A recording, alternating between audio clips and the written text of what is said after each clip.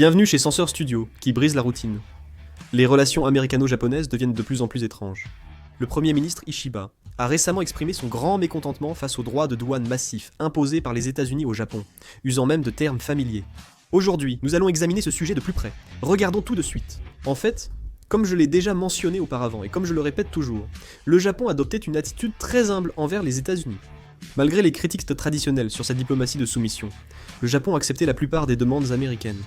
Le Japon considérait les États-Unis comme un allié clé et maintenait une diplomatie d'apprentissage depuis la fin de la Seconde Guerre mondiale. Lors de la diplomatie avec le président Donald Trump, le Japon a adopté une attitude de soumission, mais cette approche n'a pas fonctionné avec lui.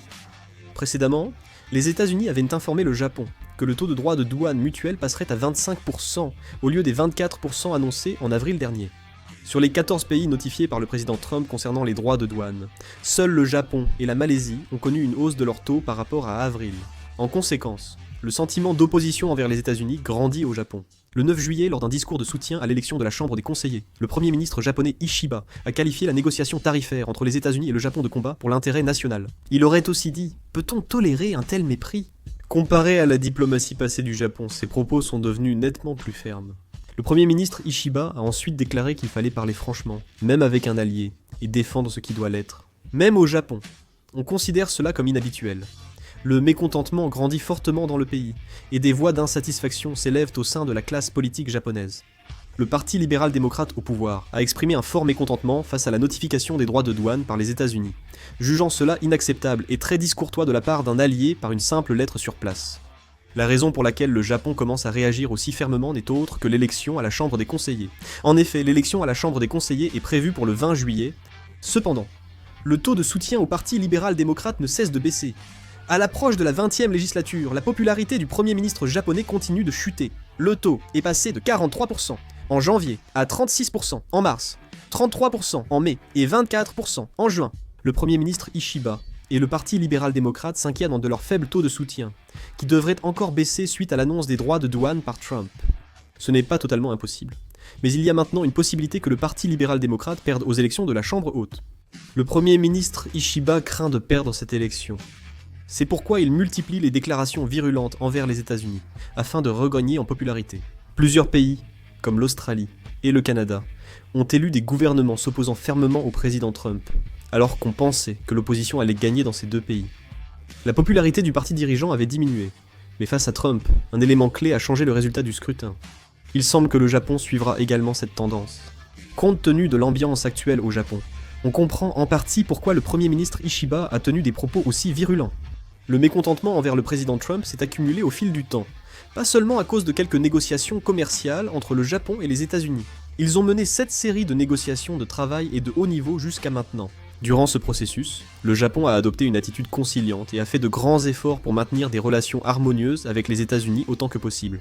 Cependant, le niveau d'exigence croissant des États-Unis a mis le Japon en conflit direct avec ses propres intérêts industriels. Le riz et l'automobile sont les deux exemples les plus représentatifs. Commençons par le riz. Le Japon imposait des droits de douane allant jusqu'à 700% sur le riz américain pour protéger son agriculture nationale. Cette barrière commerciale est aussi une décision politique pour protéger les agriculteurs japonais et leurs moyens de subsistance. Le Japon a aussi subi une pénurie de riz temporaire jusqu'en juin 2025, entraînant des hausses de prix et des ruptures de stock dans les réseaux de distribution. Même dans cette situation, le gouvernement japonais a strictement respecté le principe de protection du riz national, refusant d'importer du riz américain. Heureusement, dès juin, le prix du riz japonais s'est stabilisé, apaisant progressivement la situation. Mais les États-Unis, en particulier le président Trump, avaient une vision totalement différente. Trump a désigné ce comportement du Japon comme un exemple emblématique de commerce déloyal et l'a publiquement critiqué.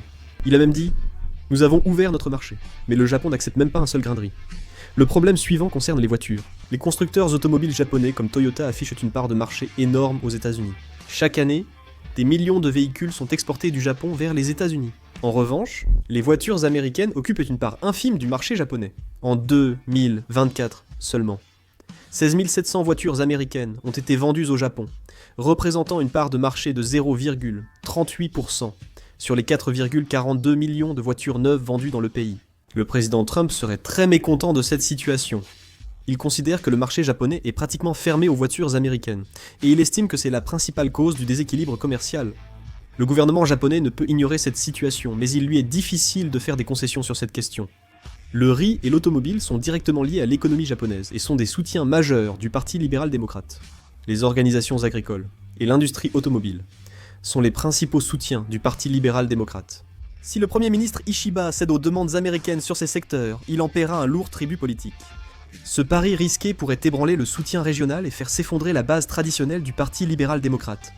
Ainsi, malgré la pression américaine, le Premier ministre Ishiba ne peut pas facilement céder sur le marché du riz et l'industrie automobile. C'est dans ce contexte qu'une déclaration inhabituelle s'est interrogée sur la possibilité de supporter un tel mépris. En revanche, le président Trump semble agir sans tenir compte du tout du fardeau politique et des affaires intérieures du Japon. Le président Trump privilégie l'avantage dans les négociations plutôt que la diplomatie traditionnelle. Il frappe d'abord là où cela fait le plus mal à l'adversaire pour obtenir des concessions. La stratégie actuelle des États-Unis envers le Japon va au-delà d'une simple négociation commerciale. C'est une stratégie de pression intense qui pourrait même bouleverser le paysage politique intérieur du Japon. De plus, le président Trump a fait des déclarations choquantes.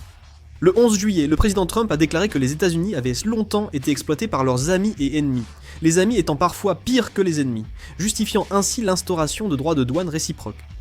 De nombreux pays expriment rapidement leur mécontentement face aux déclarations du président Trump.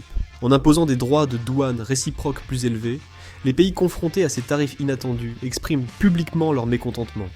Le Japon, mentionné précédemment, en est un exemple.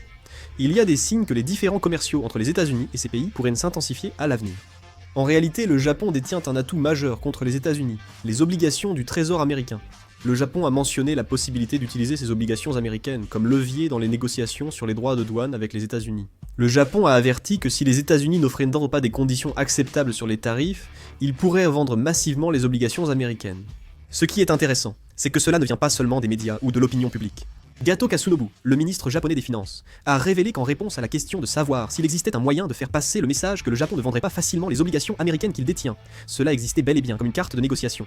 Le Japon est le principal détenteur de bons du Trésor américain. Le Japon, la Chine, le Royaume-Uni et le Luxembourg détiennent respectivement 1059,8759, 722,7 et 423,9 milliards de dollars en bons du Trésor américain, une quantité considérable. Le problème est que si le Japon vend soudainement en masse ces bons du Trésor américain, leur prix chutera et les intérêts de la dette américaine pourraient grimper rapidement. Le président Trump a déjà reporté l'imposition de droits de douane réciproques, en raison de l'effondrement de la valeur des bons du Trésor américain avant leur application. Même sur les marchés financiers, on a souligné que si le Japon vendait massivement des bons du Trésor américain, cela pourrait gravement perturber le marché obligataire américain. Bien sûr, pour le Japon aussi, vendre des bons du Trésor américain reviendrait à se tirer une balle dans le pied. La plupart des réserves de change du Japon sont des bons du Trésor américain, donc le Japon a intérêt à préserver leur valeur. Si le dollar est converti en yens et rapatrié au Japon, le yen prend de la valeur et les produits importés coûtent moins cher. Cela pourrait nuire aux efforts du Japon pour mettre fin à 30 ans de déflation. Cependant, les déclarations persistantes selon lesquelles le Japon vendra des bons du Trésor américain semblent être une tactique pour obtenir un avantage dans les négociations tarifaires actuelles. La stratégie diplomatique de Trump diffère considérablement de la diplomatie traditionnelle. La diplomatie n'est pas une question de coopération ou d'alliance, mais plutôt une extension des transactions et des négociations. Le style du président Trump, qui préfère utiliser le mot « transaction » plutôt que « diplomatie », provient également de son passé d'ancien promoteur immobilier. La stratégie clé de Trump est simple, les États-Unis refusent de subir davantage de pertes, qu'il s'agisse d'alliés ou d'adversaires. Il s'agit d'exercer des pressions pour que les États-Unis obtiennent des conditions avantageuses. L'essentiel est de connaître les bénéfices que les États-Unis en retirent, peu importe l'adversaire. Le problème est que ce comportement des États-Unis pourrait saper leur propre hégémonie. La Chine subit les conséquences de son comportement diplomatique coercitif passé. De nombreux pays n'apprécient pas la Chine, donc malgré ses efforts, les pays voisins réagissent défavorablement. Si les États-Unis adoptent une attitude aussi coercitive, ce karma leur reviendra sûrement. Même s'ils peuvent en tirer profit pour l'instant. Il sera difficile pour les États-Unis de maintenir leur hégémonie en adoptant une attitude aussi coercitive envers des alliés comme Gao Mingguk. La relation entre les États-Unis et le Japon évolue de façon singulière. Comment pensez-vous que le Japon réagira face aux États-Unis ? Votre avis m'intéresse. N'hésitez pas à laisser vos commentaires. Fin de la vidéo, merci.